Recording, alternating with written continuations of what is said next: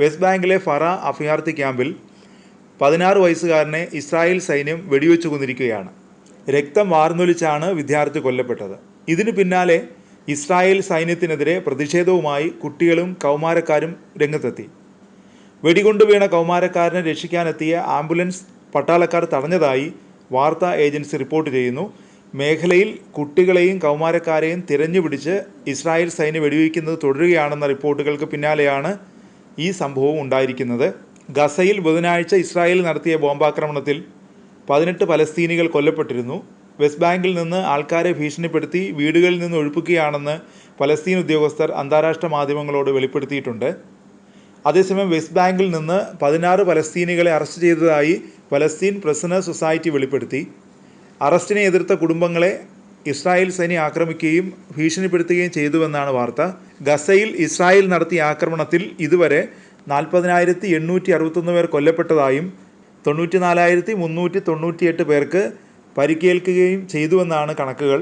എന്നാൽ ഇതൊന്നും തന്നെ കുലുക്കില്ലെന്ന ഭാവത്തിൽ ഗസ ഈജിപ്റ്റ് അതിർത്തിയിലെ ഇടുങ്ങിയ സൈനികരഹിത അതിർത്തി മേഖലയായ ഫിലാഡൽഫി ഇടനാഴി സ്വന്തമാക്കാനുള്ള ശ്രമത്തിലാണ് നെതന്യാഹു.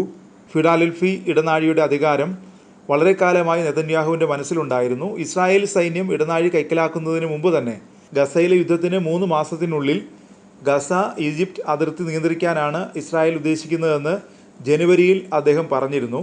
വെടിനിർത്തൽ ചർച്ചകൾക്കിടയിൽ ചർച്ചകൾ ഏറെക്കുറെ പൂർത്തിയായപ്പോൾ ഫിലാഡൽഫി ഇടനാഴിയുടെയും നെറ്റ്സാരിം ഇടനാഴിയുടെയും നിയന്ത്രണം ഇസ്രായേൽ പ്രധാനമന്ത്രി ബെഞ്ചമിൻ നെതന്യാഹു കരാറിൻ്റെ നിബന്ധനകളിലേക്ക് ചേർത്തതായി ഹമാസ് അവകാശപ്പെട്ടിരുന്നു. ഇതാണ് ഇപ്പോൾ ഇസ്രായേൽ ലക്ഷ്യമിടുന്നത്. മെയ് മാസത്തിൽ റാഫ ക്രോസിംഗ് ഉൾപ്പെടെ ഫിലാഡൽഫി ഇടനാഴിയുടെ നിയന്ത്രണം ഇസ്രായേൽ സൈന്യത്തിന് നൽകുമെന്ന് ഇസ്രായേൽ പ്രധാനമന്ത്രി ബെഞ്ചമിൻ നെതന്യാഹു പ്രഖ്യാപിച്ചിരുന്നു. ഇത് ഈജിപ്തിൽ ആശങ്കയ്ക്ക് വഴിവെച്ചിട്ടുണ്ട്. അതിർത്തിയിലെ ഇസ്രായേൽ നീക്കം നയതന്ത്രപരമായാണ് ബാധിക്കുക. ഇടനാഴിയിൽ നിയന്ത്രണം നിലനിർത്താനുള്ള പദ്ധതി ഇസ്രായേലും ഹമാസും തമ്മിലുള്ള വെടിനിർത്തൽ ചർച്ചകളെ കൂടുതൽ സങ്കീർണമാക്കും. ഇതിനു പുറമെ ഹമാസ് ബന്ദികളാക്കി വച്ചിരിക്കുന്നവരെ മോചിപ്പിക്കുന്നതിനുള്ള ചർച്ചകളെയും ഇത് ബാധിക്കാൻ ഇടയുണ്ട്. ഇടനാഴിയിൽ നിരവധി തുരങ്കങ്ങൾ കണ്ടെത്തിയതായി ഇസ്രായേലി ഡിഫൻസ് ഫോഴ്സും റിപ്പോർട്ട് ചെയ്തിട്ടുണ്ട്.